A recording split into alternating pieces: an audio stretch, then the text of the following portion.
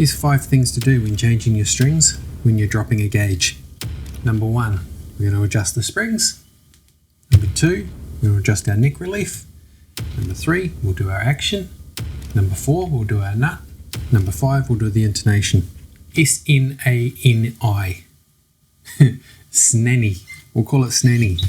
And if you stick around, we'll also do the soul girl. If any of you got a Gibson style with a stop-tail tunematic bridge, I'll show you how to do this one too. A little bit easier actually. What are we going to need? In no particular order, strings, wire cutters, screwdriver, capo, some business cards, if you've got one, a radius gauge, string winder, an Allen key or screwdriver that fits your bridge. I'm going to try these gold and silver jewelry wipes on my frets just to polish them and clean them. You're going to want a cloth and some rags, some soapy water. For my cleaning solution, I like to use water with a couple of drops of detergent in it. The detergent is just dishwashing liquid. Good thing is it'll cut through all the grease and grime off your hands, but it won't hurt your finish. You need a tuner and a cable. If you're like me and your OCD is going out of control, hopefully that helps just enough. You might have seen this done with post-it notes. What we're going to do is we're going to put business cards. So you just get, I'm using business cards because I don't have any sticky notes. Either way works. I like business cards because they're a bit thicker, but what you want to do is get them so they're quite firm under there. So I'll put another one on. And you want to have to sort of push them in so that it just sits it up a little tiny bit, because when this goes, it's going to push down some pressure on there anyway. But that gets us in about the ballpark. And what this will do is when I cut these strings off, it'll keep that where I want it. What we've got to do is we've got to let some tension off these springs as well, because when we go down a gauge, those springs are pulling these strings back with more tension. Lighter gauge you'll have less tension, so this here will tend to pull back too far, so we need to let off some of that relief. Why am I dropping a gauge of strings? Well, 10 to 52s has always been my go-to, but I'm starting to get cracking fingers in this exmery type of stuff on my fingers in it. It's actually starting to get a bit painful. I strung up this with 9 to 46. It's actually a lot easier for me to play. Doesn't affect the tone too much, and actually I'm enjoying the way it feels. When I was playing in bands and touring, I always used 10 to 52s, and when we dropped D, I always threw a 56 on here. Don't know, it was a heavy band, we were playing lots of riffs, not much leads, so these days I just want to play for enjoyment, and I'm finding the lighter strings a little easier to play for me. So that's why I'm doing it, that's my reason. You might have your own reasons. Now we've got this blocked up. Let's do some chopping. Now, instead of just chopping your strings with all full tension off and they go and pinging everywhere, I like to let off tension on my strings before I cut them. 2 reasons I like to do that. 1, I don't like getting stuck in the eye with a guitar string. And 2, I kind of feel like it eases tension on that neck a little less suddenly, so it's not as much of a shock to it. Don't know if there's any real need for it, but I kind of feel like the less stress on the neck, the better. You can see this guitar's been played a bit as well, so I want to give the fingerboard a nice clean and everything while we're at it. Now your guitar should be relatively easy to de-string. As long as you haven't had a psychopath put a luthier knot on your strings, it should come off pretty easier. When you restring your guitar, I will show you how to string these so that you don't get slippage. There's no need for crazy luthier knots. We've got the pull through the top hooks here. I love these bridges, they're so easy to change strings on. Alright, now usually if we were putting the same gauge strings back on, we could just drop them in to this one because it's knotted through the back. But because we need to adjust those springs, we're going to take this back plate off anyways. Well guys, if you're enjoying the content and you want to see more, help me out. All you got to do is like the video, subscribe, hit the bell, and leave me a comment. Pretty simple, and it's free to do. So what we will end up doing is loosening these off. Another good reason for using a long shafted screwdriver is it's good easy access to these screws. If you get your drill and put your drill in there and start ripping away, you're going to have too much angle, you end up stripping these screws or you'll do damage to the wood. So leave your drill out of this one. Screwdriver. Alright, once you get to this point, don't get too excited. Let's slow down a little bit and give this thing a little bit of a clean up. Soap solution. Don't drench your guitar, your electronics in here. On your rag, best place to put it.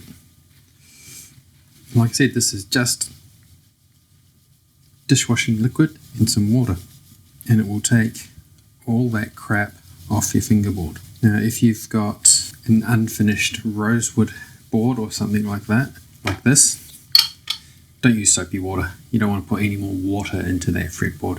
Use an oil conditioner to clean that with. Or if it's super manky and worn out and you're doing a full-on resto to it, then the old razor blade scraping is probably the best way to get it sorted. If you've got a maple neck that's worn all the way through to the wood, it might be worthwhile just being a little bit cautious with the water. I haven't used these before, but I'm going to give them a go. And I want to polish these frets without abrasing them, so I don't want to take anything off them. So I was just going to see. Ooh, look at that. Yep, nice and slippery. So that's what we want, nice slippery fret, whereas this one's starting to get a little bit ganked up. I like to do this type of clean every time I change my strings. Just keeps it playing the best it possibly can. So this is not going to take anything off the fret, it's just polishing them. Remember when I built this guitar, I gave it a fret dress, recrowned, fret ends, the whole works. So these frets are in great shape. They're just a bit dirty from playing. Don't have any of these things, you could just use a rag with some polishing compound or something like that on it. A little bit of fretwear starting to come into this. Sign of good guitar fretwear, I reckon. Means it gets played a lot. Some fingernail gouges too, I need to cut my nails more often. It's okay, I don't mind. There we go, $1,000,000. And look at that.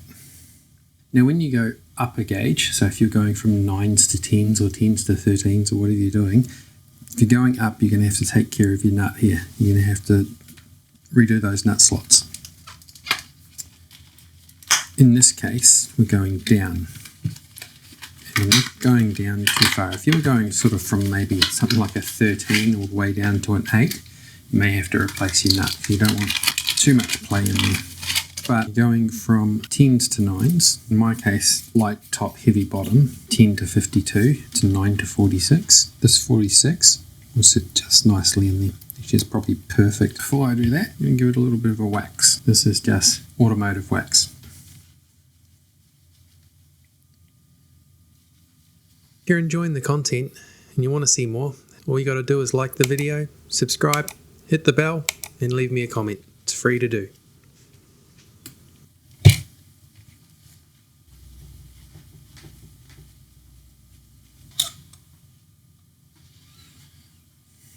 Alright, everyone's got their own tips on these, on how to measure your strings. Some people go 3 down, cut, and then put it in. What I like to do is pull it through, seat it in the nut, grab it from either the first fret or from the nut. I generally go from the first fret, and all I do is pull it back 1 fret. That's it. Then what I do is I will loop that first wind, so over the top of the string here, and then all my winds will now go underneath. So if you have a look there, you've got 1 over and the rest under. Including that over, you get a couple of turns on there. That's about all you want. That is enough to lock your string in. There is no need for some crazy luthier knot. Some guys who wind electric guitars don't even do the over and under on the wound strings, they only do it on your steel strings. No need for a crazy knot. Again, line it up, pull it through, first fret, 1 fret back, loop that first one over the top, and wind it on. Sorry about the background noise, guys, it started to rain again. Pretty heavy too by the sound of it. Perfect.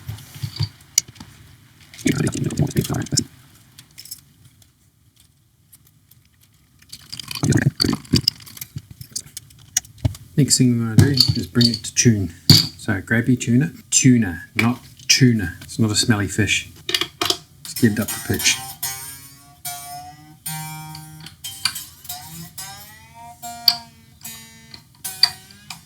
It's okay if that's not perfectly on the button, but what we want is the tension. You can see here, these are jammed hard under. So what we need to do now is release some of this tension back here. Just go a few turns at a time until these are not being jammed down by those springs. And there it is. And that is bang on where I want it. Nice easy trick.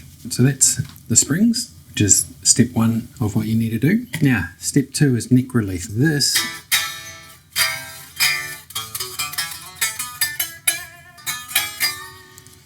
is buzzing like a horny honeybee. How do we fix fret buzz? When we've restrung the guitar with lighter gauge strings, your neck relief is going to be all up the wazoo. So what we want to do, take your capo, put it on the first fret. The reason we're using a capo on here is it just makes life a little bit easier. What I like to do is I like to finger where the neck meets the body. On an acoustic, you generally do it from the 12th. You can see here we've got absolutely no neck relief at all. With the heavier strings, the tension was pulling the neck like this. So you tighten up your truss rod, so then when the tension pulls, you've got small amount of relief. Or if you like it flat, it can be flat, however you prefer it. I like just the tiniest bit of relief in mine. So what's happened now is we've got less tension pulling on the neck, so the neck has probably gone into a slight back bow. So what we need to do is loosen our truss rod a little to get back a little bit of relief. That will probably solve all of the fret buzz. Because I am loosening the truss rod, it's okay to leave tension on the neck. If I was tightening the truss rod, I would loosen the tension on the strings. So I'm going to do very, very small amount of adjustment. Here, I'm probably only going to go to about here. Anti-clockwise, that's probably enough. If you've got a notched edge, you can use that as well. That's right about where I want it. Plug your stinky fish back in. Just check your tune. You will be a little bit flat. And that is all it needed. So there's your neck relief done. So we've done springs, we've done neck relief. Next is action. Check your action. Now this was all set up pretty nicely, and I'm pretty happy where my action is. So I'm not actually going to do anything to my action. Not always, but what can sometimes happen when you do neck relief in this type of setup is your action might come up a little bit higher than you like. So you might want to just adjust and bring down. Use your radius gauge, which matches your guitar, and just check the radius on your bridge here. And if you make an adjustment, make sure they all match up to that radius at the heel. If you've got a compound radius, then this is going to need to be a bit more. When you adjust your action, don't put your saddles on a lean. So if you've got a radius here, you don't want one screw down higher and one screw up higher, one lower on the same saddle. These screws need to maintain the same distance so that your saddle is flat. It steps up and down on each saddle. But what you don't want here is you don't want that type of thing. See how it's on a lean? You want it to be perfectly even. So that's flat, steps up. And then just go and adjust your action as you need it. Now, if your nut needs any adjustment, this is where it is. My nut has started to crack here, so I might need to replace this nut. But for now, it'll do. These strings have sat into there perfectly, so I don't need to adjust anything here. Like I said earlier, if you're going down a string gauge, so if you're going from 10s or 12s down to 9s, then you shouldn't need to do too much with your nut here. If you're going from 8s or 9s all the way up to a 13s, you're going to have to open up those nut slots. And likewise, if you're going from a 13 all the way down to an 8, which is a huge jump, you might need to replace your nut because those slots might be just too open. Changing your strings, your springs, your neck relief, all of this sort of stuff going down a set of gauge, your intonation's going to be a little bit out. It won't be out by much. And what I like to do with my intonation is I will intonate it laying down like this, but then I will stand it up into playing position and intonate it again. A little bit sharp. Let's see where we are with the others. So the E's a little bit sharp, A's pretty close, a little tiny bit sharp. D, pretty much bang on. G,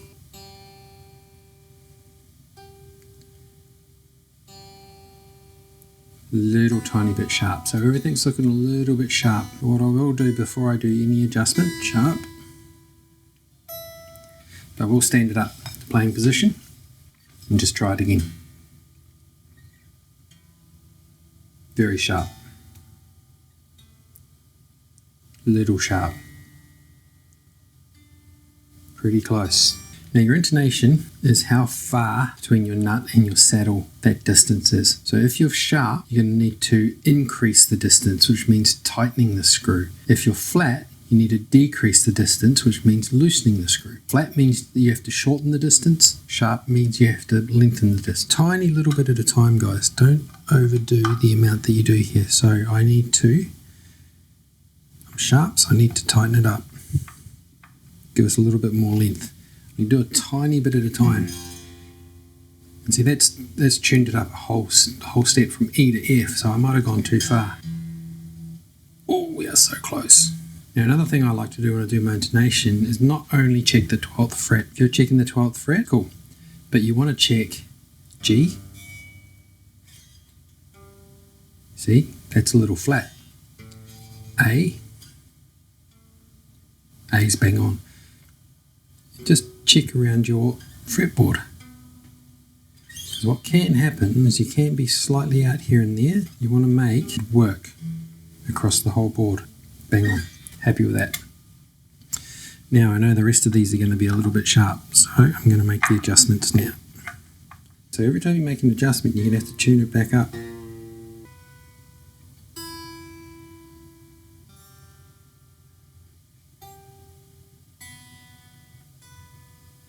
That's intonation.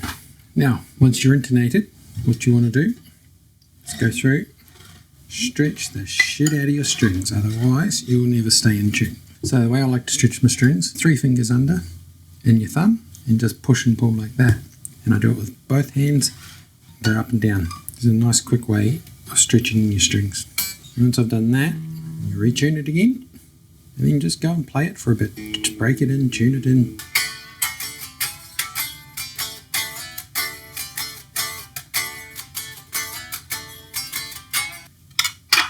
Put it back together and we are done. Alright, next on the block is me old Firebird. Oh, I love this guitar. She's a player's grade, so it does have some nicks and bruises on it, but that's because I've played the crap out of it.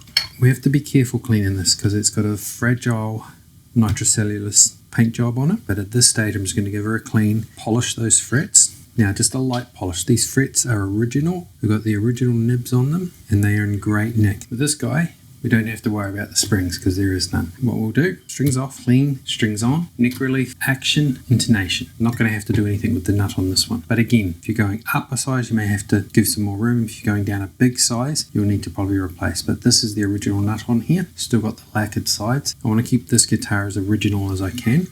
Being a shorter scale, yes, there's not as much tension on these strings, especially drop tune like this one. But like I said, I'm preferring lighter gauge strings these days. My fingers are knackered, so to keep playing, I have to do a few things.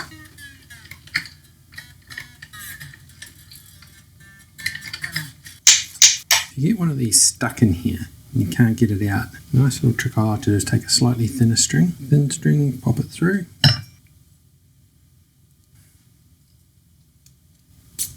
There you go. Sometimes they get stuck in there. Give these a once over. Wake up!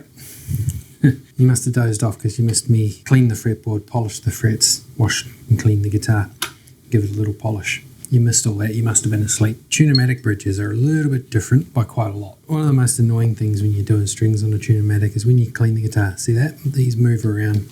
So you're always going to have to redo your action. If you're not comfortable with that, you need to find a way, maybe tape that down or something. I find it to be a pain in the ass. Here's what it is. Which way around do these go? Screw at the back, screw at the front. Well, I've always put the screw at the front. Why, you ask? When your string goes on here and it goes down over here, you don't want these around this way. So what happens is the string hits the screw, and then you have to crank this way up. So if you put this over this way, you can still have this cranked all the way down with a good break angle and no string attachment. Depending on your break angle though, if it's a little bit much, you might have to pull this up a little bit. No biggie. Make sure this goes on the right way. Don't go putting this on this way and then trying to wrap it over. It's just weirdness. They go on like so. Strings through the back.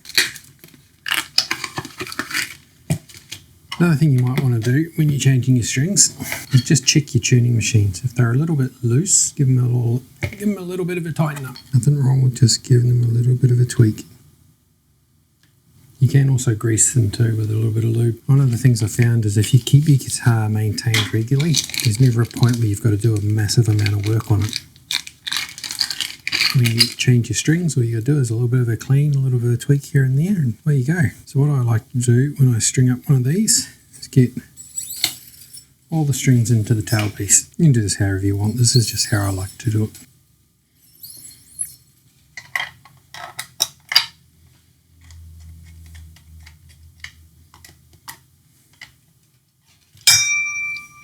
That was noisy. Same technique here works. Grab one, pull back one, loop over once, and wind it on. On a shorter scale, you might want to give yourself a little bit more.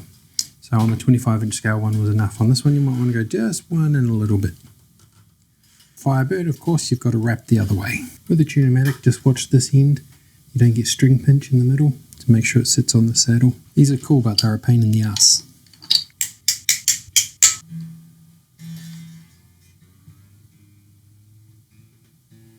Somewhat easier because we're not floating any bridge or any springs or anything like that.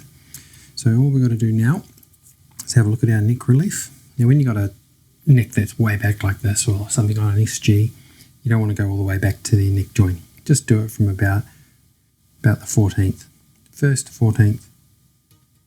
And you can measure what sort of relief you got.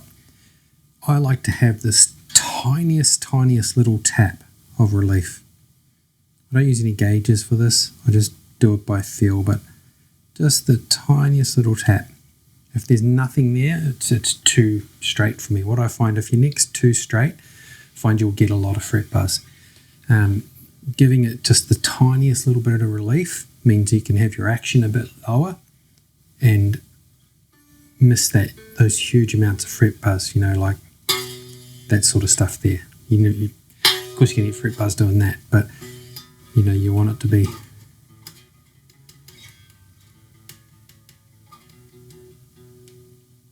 in a pretty good spot.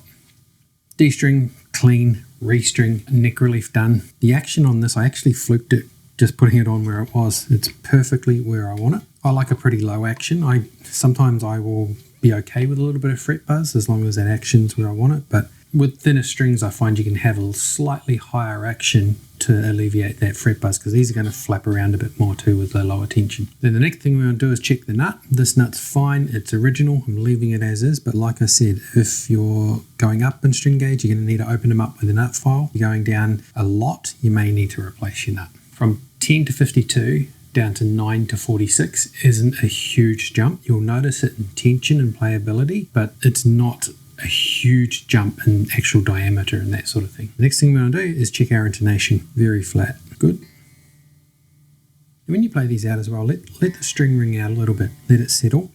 You'll notice the needle will move a little bit. And see, it will come into where it wants to be. With flat, you remember, we need to go this way to shorten. If it's sharp, we need to go this way to lengthen. And in this case, I'm going to have to tighten to bring it sharp. Now what I'll do is I'll go through, check it in playing position.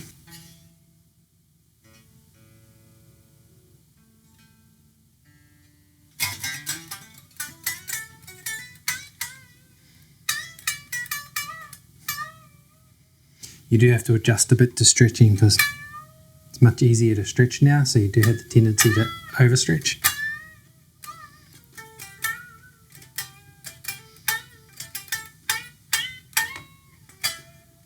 And all that's left to do now is stretch the strings in and watch this video here if you want to see more guitar mods.